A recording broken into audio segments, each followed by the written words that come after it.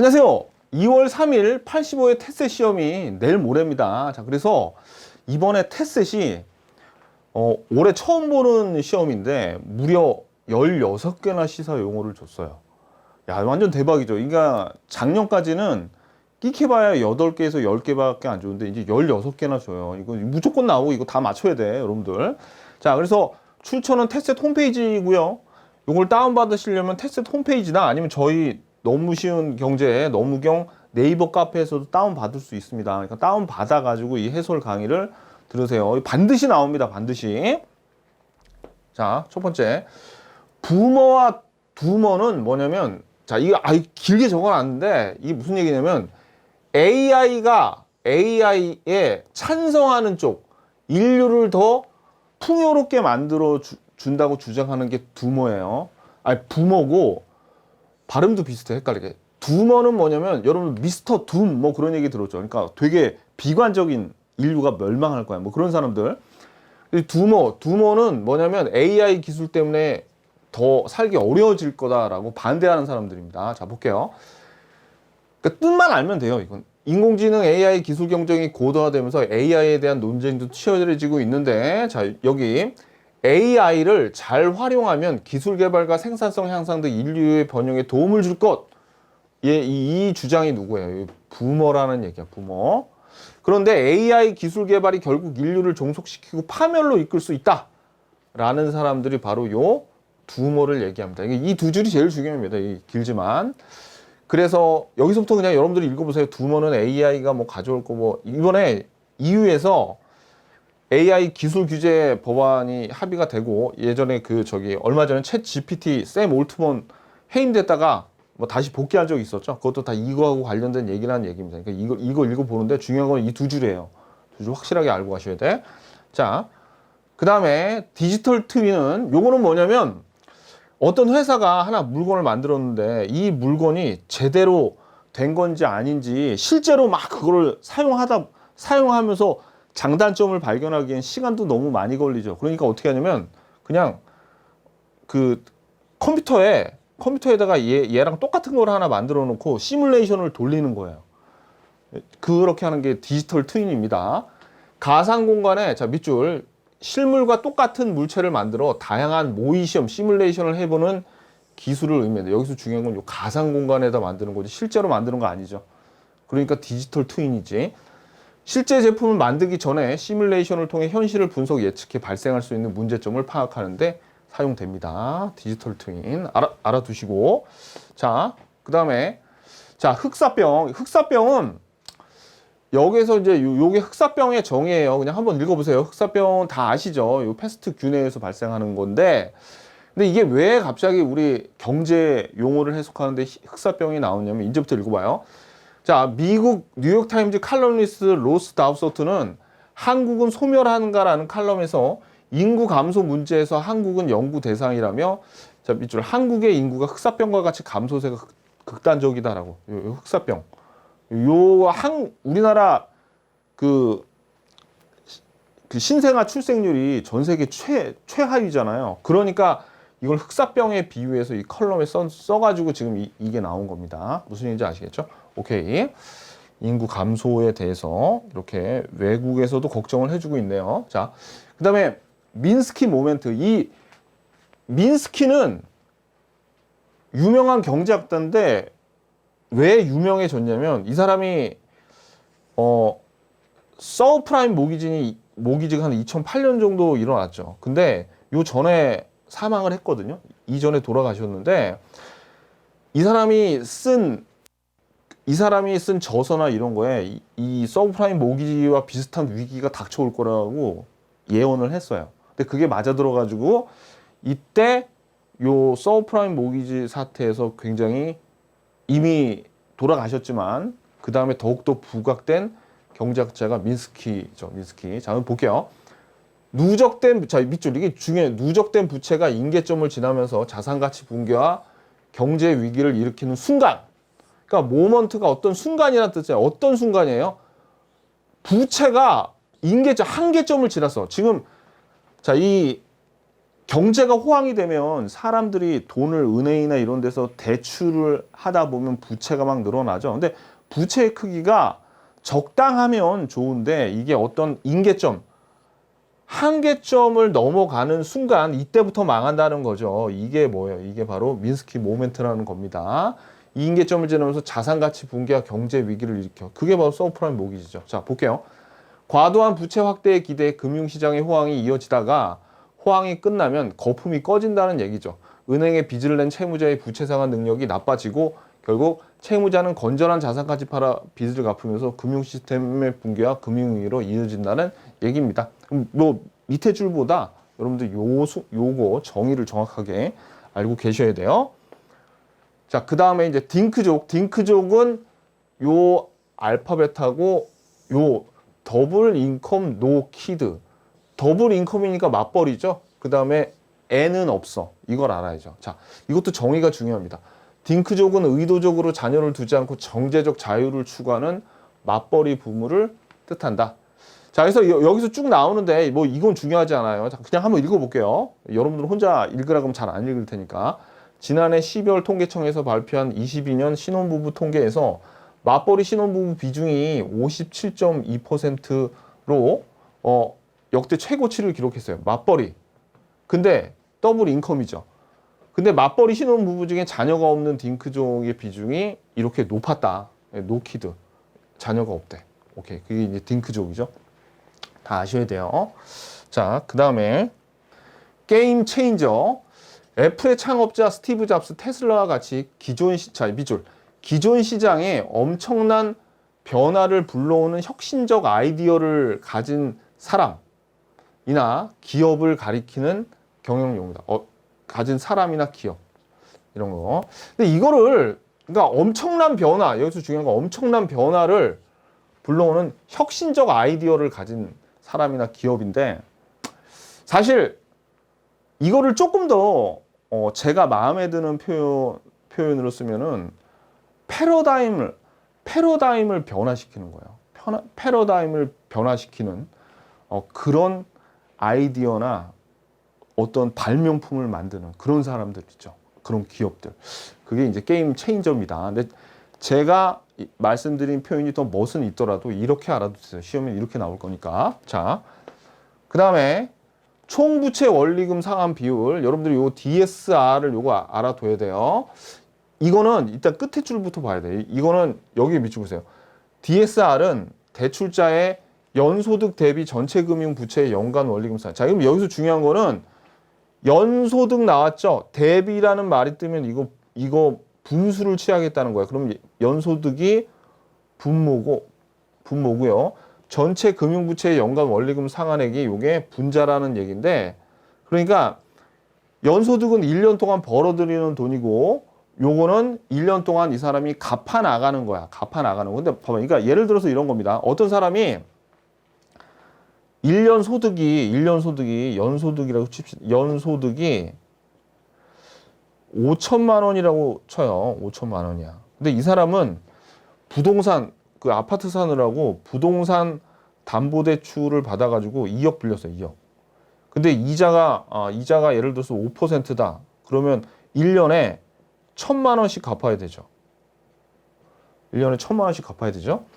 근데 그리고 또 무슨 좀 급한 일이 생겨가지고 신용 대출을 받았어요. 신용 대출. 얼마 받으면 1억 빌렸어. 근데 이때 요거는 좀 이자가 비싸서 10% 했어. 그래서 요걸로도 1,000만 원 갚아야 돼. 그럼 이 사람은 5천만 원 버는데 총 1년 동안 갚아야 될 금액은 2천만 원이죠. 그래서 요게 쫙 연간 원리금 상환액, 연간. 그러니까 갚아야 될 돈이죠. 원리금 상환액이 얘는 2천만 원이죠. 자, 근데 은행 입장에서는 여러분들 여기 분자인 원리금 상환액이 높을수록 좋을까요? 아니면 그러니까 높을수록 빌려주고 싶을까요? 아니면은 이게 작을수록 빌려주고 싶어요. 당연히 이 사람이 버는 돈에서 빚 갚는 데 쓰는 돈이 이만큼인데 이게 만약에 커지면 그만큼 자기가 이 사람한테 또 돈 빌려주면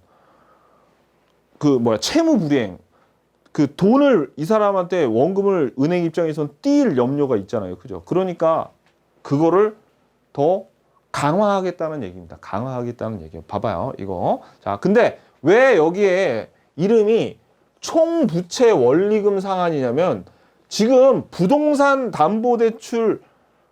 담보대출만 여기서 고려한 게 아니라 이 사람이 가지고 있는 모든 대출금을 원리금 상환액을 다 고려했죠. 그러니까 총부채라고 이름을 붙였어요. 총부채 원리금 상환. 자, 읽어볼게요. 그러니까 요게 중요해요. 요게 중요하다고. 이게 정의고요. 금융위원회는 올해부터 모든 금융권의 변동금리형, 혼합형, 주기형 대출을 설마 이거 가지고 무슨 뭐 여기다 고정금리형 뭐 이런 저질적인 함정은 안 파겠죠. 내가 순간적으로 지금 그런 걱정이 돼서 그래요. 그러니까 이것까지는 외운다는 건 오바고, 대출을 대상으로 스트레스 DSR 제도를 시행한다. 그러니까 이게 스트레스 뭐 이거 좀 더 강화된 DSR 제도를 시행한다고 발표했는데, 이는 대출자가 돈을 빌릴 때 향후 금리가 상승하면 여기 있는 부담 더 올라가죠. 그럼 어떻게 돼? 이 분자가 더 커진단 말이에요. 상승에 원리금 상환 부담이 커질 가능성도 고려해가지고 DSR 산정 시에 일정 수준의 가상금리를 더하는 제도예요. 그러니까 가상금리를 중요한 거 결국 이 총부채 원리금 상환 비율에서 금융위원회가 이 DSR을 산정할 때 가상금리를 더하는 거지 빼주는 제도 아니에요. 이거를 가상금리를 더해가지고 돈을 더 이상 못 빌리게 만들려는 거. 정말 너희들이 필요하지 않으면 돈 빌리러 오지 마. 이겁니다. 그래서 가상금리를 더하는 제도. 요거예요. 빼려면 여기 가상금리를 금리를 빼는 제도가 아니라고. 가상금리를 더하는 제도. 오케이? 그리고 요 정의 알아둬야 돼요. 정의. 오케이. 그리고 요거 DSR도 알아두고 이름 정확하게 알아두세요. 자, 그 다음에 프로젝트 파이낸싱. 이 프로젝트 파이낸싱은 뭐냐면 여러분들 은행이 원래 돈 빌려주려면 담보 있어요. 담보. 대표적인 게 아파트 뭐 이렇게 어떤 토지 이런 거죠. 담보가 있어야 돈을 빌려주는데 은행이 있는데 어떤 건설사나 이제 기획력이 뛰어난 건설사가 와가지고 어떻게 은행을 꼬시냐면 이렇게 꼬시는 거예요. 야, 우리가 기가 막힌 쇼핑몰을 하나 만들어가지고 노른자 이 땅에 미래에 돈을 엄청 벌 거야. 돈을 엄청 벌 거거든. 근데 너희들 만약에 담보 잡히고 돈 빌려주면 이자 3%밖에 못 받지. 우리는 돈이 확실하게 들어오니까 이 미래에 들어올 현금 흐름 봐봐. 분명히 돈 벌 거니까 대신 이자도 네가 담보 없이 돈 빌려주니까 이자도 8%씩 줄게. 그러니까 나한테 돈 빌려줘. 라고 해가지고 은행에 홀딱 넘어가서 돈 빌려준 게 요 PF, 프로젝트 파이낸싱이에요. 그러니까 여러분들 이거 PF도 알아야 돼. PF, 프로젝트 파이낸싱 이거 다 알아둬야 돼, 이름을. 그러니까 결국 여기서 포인트는 뭡니까? 은행이 담보 없이 돈을 빌려줬다. 그럼 뭘 보고 돈을 빌려준 거야? 미래에 들어올 현금 흐름, 미래에 들어올 돈 보고 더 높은 이자 바라고 빌려줬다가 지금 좀 힘든 그런 금융회사들 많죠. 자, 볼게요. 은행 등 금융회사가, 자, 밑줄 그세요. 대형 건설 사업의 사업성과 장래 현금 흐름을 보고 자금을 지원하는 금융기표. 자, 그럼 얘네들이 빌려준 게 사업성과 장래 현금 흐름이니까 여기서 중요한 건 뭐예요? 물적 담보, 물적 담보인 토지나 건물 이런 거 없이 빌려줬다는 거죠. 그죠? 프로젝트 자체를 담보로 장기간 대출해 주는 것이므로 금융회사가 개발 계획의 조사, 그러니까 여기서부터는 그렇게 중요한 내용이 아니에요. 왜? 얘네들이 담보 없이 돈 빌려주니까 그냥 빌려주겠어요? 아니면 철저한 조사를 해서 철저한 조사를 한다는 얘기입니다. 한번 읽어볼게요. 프로젝트 자체를 담보로 장기간 대출해 주는 것이므로 금융회사가 돈 빌려주기 전에 개발 계획의 조사와 입안 단계부터 참여해 프로젝트의 수익성, 업체의 사업 수행 능력 등 광범위한 분야에 걸쳐서 심사한대요. 심사. 자, 그러니까 요거 중요한 거는 담보 없이 돈 빌려주는 거야. 담보 없이 돈 빌려주는 거. 그 중요한 건 뭐 보고 돈 빌려줘? 현금 흐름. 근데 현실에서는 담보를 좀 잡긴 잡습니다. 뭐 보증 비슷하게 세우기도 하고. 그래도 이 PF, 그래서 여러분들 뉴스 보면은 요 프로젝트 파이낸싱 뭐 잘못했다 그래서 지금 무슨 그 건설업체가 망하는 게 문제가 아니라 돈 빌려준 금융회사가 문제다. 뭐 그런 뉴스 많이 나오죠. 이유가 뭐예요? 아니, 담보 없이 돈 빌려주니까 그렇죠. 그죠? 오케이. 서민들이 돈 빌려달라 그럴 때는 악착같이 담보 챙기면서. 그죠? 자, 아무튼지 간에. 자, 볼게요. 예비 타당성 조사와 비용 편익 분석 보면, 자, 예비 타당성 조사는 뭐냐면 이겁니다. 예를 들어서 어떤 마을에 사회 간접자본, 뭐 다리 같은 거 놓을 때, 뭐 공항 같은 거, 다리 놓는다고 칩시다. 다리를 새로 만드는데 10억이 들어간다고 쳐봐요. 그랬을 때 미래에 10억 들어서 지금 비용을 투자했는데 미래에 이 다리를 지음으로써 얻을 수 있는 편익이 미래에 돈이 이렇게 막 이렇게 들어올 거 아닙니까? 이거에 대한 편익에 대한 어떤 것도 무형의 자산 같은 것도 다 계산하고 그래가지고 무형의 수익도 다 계산했더니 이게 이게 현재 가치로 구해야 돼요. 현재 가치. 현가로 했더니 이게 11억 나왔대요. 11억. 그러면은 이거를 어떻게 해요? 짓는 게 낫겠죠. 왜? 들어간 비용보다 더 많이 뽑으니까. 이렇게 분석하는 게 비용 편익 분석이고 예비 타당성 조사는 이런 다리를 놓을 때 이 다리를 놔야 돼 말아야 돼라는 거를 조사하는 게 예비 타당성 조사예요. 근데 어떤 방식으로 예비 타당성 조사를 하냐면 비용 편익 분석을 함으로써 예비 타당성 조사를 하는 거예요. 자, 한번 볼게요. 예비 타당성 조사란 SOC와 같은 대규모 재정 투입에 예상되는, 자 보세요. 대규모 재정 투입에 예상되는 신규 사업에 대해 경제성 재원 조달 방법 등을 검토해. 자, 여기가 중요해. 사업성을 판단하는 절차야. 사업성을 뭘로 판단한다고? 요 비용 편익 분석. 자, 중요해서요. 밑줄. 비용 편익 분석이란 어떤 사업으로 발생하는 편익과 비용을 따져 사업 시행 여부를 평가하는 방법이다. 요 정의도 중요한데 진짜 하이라이트는 요 마지막 줄입니다. 자, 봐봐요, 여러분들. 총 편익과 총 비용을 지금 여기 보니까 총 비용이 10억 나왔죠. 총 편익이 11억 나왔잖아요. 총 편익이 11억 나왔죠. 그럼 이거를 나누면 1보다는 클 거 아닙니까? 그죠? 그러면은 1보다 큰다는 게 들어간 비용보다 더 많이 뽑아낸다는 얘기죠. 다리 놓으면. 그러니까 요게 1이란 말이에요. 0이 아니라고. 요게 포인트예요. 그러면 여기에서 총편익과 총비용으로 했죠. 총편익과 총비용으로 했는데 만약에 진짜 중요한 건 뭐냐면 여기서 이 나눈이야. 이거 총편익을 총비용으로 나눌 때는 1이 기준인데 만약에 이 총편익을 총편익에서 총비용을 빼봐. 그러면 기준이 뭐가 됐어? 0이 되겠죠. 무슨 소리인지 알겠죠? 그죠? 이게 시험에 맨날 나오는 거예요. 맨날. 그래가지고 만약에 우리 답안에 총편익에서 총비용을 뺐을 때 0 이상이면 그때는 그래야지. 1이 아니라. 오케이? 요거 주의하셔야 됩니다. 시험 맨날 나오는 거예요. 요거 아마 분명히 오답 중에서 그러니까 나누는 1이고 내지는 차감은 0이야. 이렇게 돼야 돼. 오케이. 자, 요거. 그 다음에 알트코인. 암호화폐 중에 비트코인을 제외한 모든 암호화폐를 통칭하는 용어이다. 여기서 조심하셔야 될 거. 일단 요 자리에 비트코인 말고 다른 거 넣을 가능성이 있고 또 하나는 제일 얍삭한 건데 요거를 포함한 요렇게 내면 안 되겠죠. 제외하냐. 비트코인 제외한. 오케이. 자, 그 다음에 자, 포모는 이거 영어 다 알아놔야 돼요. FOMO 알아야 되고 Fear of Missing Out 알아놔야 돼. 이거 한국말로도 소외 불안 증후군, 고립 공포증 이거 다 알아놔야 돼요. 이거는 미싱 아웃이 어떤 뭐 집단 같은 데서 빠져나가다, 소외되다 뭐 그런 뜻입니다. 그래서 우리말로 소외 불안 증후군 또는 고립 공포증 등으로 해석할 수 있는데 쉽게 말해 여기서 자신만 뒤처지고 놓치고 제외될 것 같은 불안감을 느끼는 증상을 얘기합니다. 그래서 사람들이 세상의 흐름에 나만 뒤처지는 게 싫어 다른 사람들이 하는 것을 따라하려고 하는 현상이에요. 그래서 이런 것 때문에 자기만 뒤처지는 것 같아가지고 뭐 섣불리 투자하다가 많이 피해보고 그랬죠. 그죠? 그러니까 자 아무튼 자 요거 잘 해야 돼요. 자 포모 다 알아 이름 다 알아놔야 돼요. 요거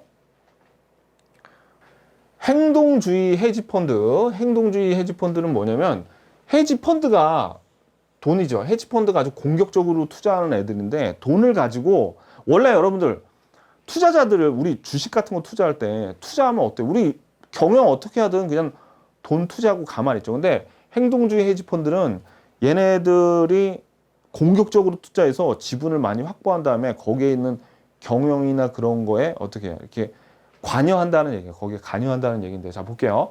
특정 기업 지분을 매입한 뒤 배당 확대나 봐봐요. 배당 확대나 자사주 매입, 인수합병, 재무구조 개선 아무튼 주주 가치는 방향을 적극 요구해. 여기서 이 앞에 나오는 걸 다 외울 필요는 없다고요.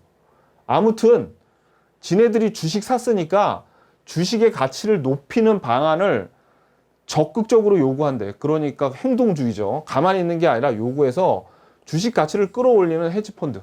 이러한 걸 해서 주식 가치를 올리게끔 적극적으로 요구해서 이들은 소송이나 주총 대결도 마다하지 않는데요. 아무튼 이렇게 경영권에도 어떻게 관여를 한다는 그런 얘기죠. 그게 행동주의 헤지펀드예요. 오케이. 때로는 긍정적으로, 때로는 주로 부정적으로 쓰입니다. 예, 이 행동주의 헤지펀드 때문에 이 운영을 제대로 못하겠다. 뭐 그런 식으로.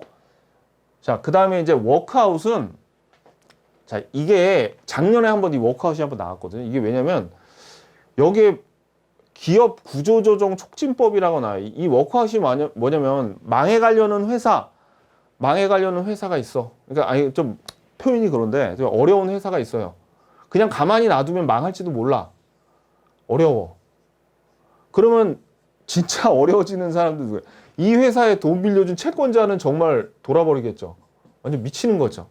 그러니까 이 채권자들이 이 회사를 좀 어떻게든 뭐 이게 살려보려고 노력하는 거, 채권자들이랑 같이 한번 살려보려고 노력하는 게 바로 워크아웃입니다. 근데 이 워크아웃이 어떤 법을 기초로 만들어지냐면 기업 구조조정 촉진법이라는 법을 기반으로 워크아웃을 하는 건데 이게 작년에 그러니까 근데 이 법이 일몰법이라고 그래요. 일몰법. 일몰법은 뭐냐면 딱 이렇게 기한을 정해놓고 자 지금부터 2015년에 이거를 딱 제정을 하는데 2023년 11월이면 이거 끝나는 거야 라고 해서 11월이 지나버리면 그냥 법이 없어지는 거야. 그죠?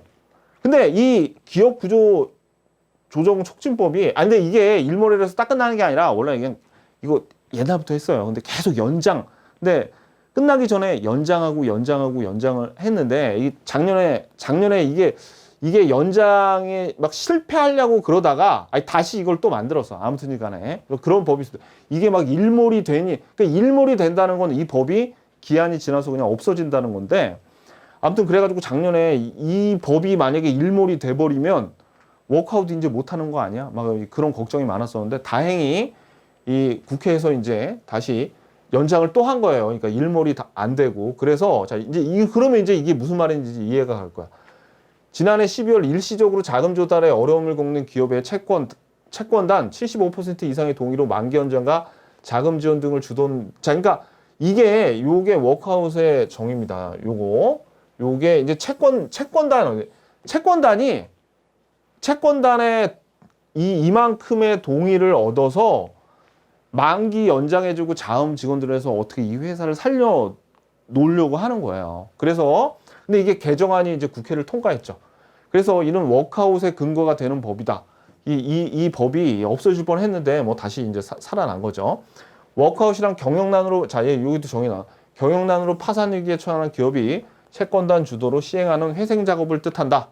그러니까 이 말이나 비슷한 말이에요. 아무튼 자 그래서 기업 개선 작업이라고도 하는데 자 기업 개선 작업 워크아웃 경영이 부실해진 기업 중 회생할 가능성이 있는 기업을 대상으로 하는데 인력 감축, 자산 매각 등 자구 노력을 전제로 채권단이 채무 상환 유예 등 감면 등 재무 개선. 그러니까 결국 이 말은 여기에 있는 말들을 부연 설명하는 거죠. 그러니까 요거를 이 법에 나와 있는 이거에 기초해서 워크아웃을 한다는 얘기예요.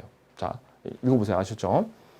자, 그래서 여기서 이제 요 말도 워크아웃 기업 개선 작업이라는 것도 알아두고 또 진짜 좀 이렇게 좀 수준 낮은 문제를 낸다면 여기에 요걸 한번 좀 회생할 가능성이 있는 기업을 하는 거지 회생이 불가능할 요렇게 한번 함정하지 않을까? 좀 그렇게도 한번 예상을 해봅니다. 이렇게 안 났으면 좋겠지만 오케이, 이게 워크아웃이고요. 그 다음에 체리피커 요거는 원래 의미는 달콤한 체리를 집어먹는 사람을 뜻하고 요즘엔 각종 마케팅 혜택만 뽑아가고 실제 매출에는 기여하지 않는 실속만 챙기는 소비자를 의미한대요. 근데 사실은 체리피커가 이렇게 달콤한 체리를 집어먹는 사람은 그냥 요게 문자 그대로의 뜻이고 원래 실속만 챙기는 사람 그게 체리피커예요. 근데 이거를 조금 요 소비자들한테 빗대서 얘기하는 거죠. 그죠? 요거. 그래서 실속만 챙기는 소비자, 마케팅 혜택만 뽑아가고 실제 매출에는 기여하지 않는 요 정의를 알아두세요. 체리피커. 자, 그 다음에 이제 비둘기파. 요 비둘기파는 여기서 성장을 위한 저금리 기조를 중시하는 통화정책위원을 비유적으로 일컫는 용어고 이들은 물가 안정보다는 경제 성장, 완전 고용 등의 문제를 더 중시하기 때문에 완화적 통화 정책을 지지해요. 그래서 여기 지금 성장을 위한 중에 고금리가 아니라 성장을 하려면 금리가 낮아야 돼. 저금리 기조하고 경제 성장 완전 고용하고 유사한 말이고요. 그 다음에 이걸 하기 위해서는 완화적 통화 정책을 해야 돼. 그러니까 지금 이 세 개가 비둘기파를 뜻하는 건데, 근데 만약에 이거의 반대말이 뭐냐면 경제 성장 완전 고용과 대비가 되는 게 물가 안정이에요. 물가 안정. 요건 좀 빨간색으로 할까 그럼? 이 물가 안정을 지지하면서 이 완화적 통화 정책의 반대말이 긴축적인 통화 정책을 실시하고요. 그 다음에 그러니까 성장을 위한 저금리가 아니라 물가 안정을 위한 고금리 정책을 실시하는 애들. 그러니까 다 반대지, 반대. 이런 애들은 뭐라 그래? 비둘기의 반대는 매. 호크 있죠, 호크. 매파라 그래, 매파. 그러니까 요거에 대응하는 반대말을 알아두셔야 돼. 요 경제 성장 완전 고용하고 대비가 되는 말이 물가 안정이에요. 물가 안정시키려면 금리 높여야 되고 그 금리를 높이는 정책을 긴축적 통화 정책이라고 합니다. 성장을 위한 저금리 기조를 완화적 통화 정책이라고 그래요. 아셨죠? 오케이. 얘네들은 비둘기, 빨간색은 매. 오케이. 자, 그 다음에 마지막입니다. 이제 토머스 멜서스 유명한 경제학자죠. 경제학파 중에 고전학파 경제학 중에 멜서스의 라이벌이 리카르도라고 해요. 리카도라고 하는 둘이 맨날 싸우긴 했는데 엄청난 절친이었어요. 자, 여기서 한번 읽어볼까요? 이 멜서스의 인구론 보면 이 사람이 진짜 아까 그 미스터 둠 그래가지고 막 이렇게 비관적으로 세상을 내다보는 사람의 원조격이 바로 이 멜서스인데 이 멜서스의 인구론을 보면 여기 봐봐요. 밑줄 수학 체감 법칙으로 식량은 산술급수적으로 증가. 근데 인구는 기하급수적으로 요거 서로 바꿀 수도 있어. 조심해야 돼. 산술급수적으로 증가하는 게 뭐야? 이게 식량이야. 시옷이네 다행히. 근데 기하급수는 이것도 무슨 기억이었으면 좋았을 텐데 인구는 기하급수. 이걸 기준으로 해요. 식량은 산술급수. 요거. 그래서 인구 과잉 식량 부족 문제가 발생하기 때문에 멜서스는 인류의 빈곤은 필연적이라고 얘기했어요. 자, 그래서 멜서스는 이런 문제가 실질 임금을 최저 생계비 수준으로 감소시키고 과잉 인구로 인한 식량 부족은 피할 수 없으므로 아무튼 결론은 인류는 빈곤이 필연적이다라고 이 멜서스가 인구론에다가 썼는데 여기서 산술급수적이라는 게 뭐냐면 이게 예를 들어 식량이야.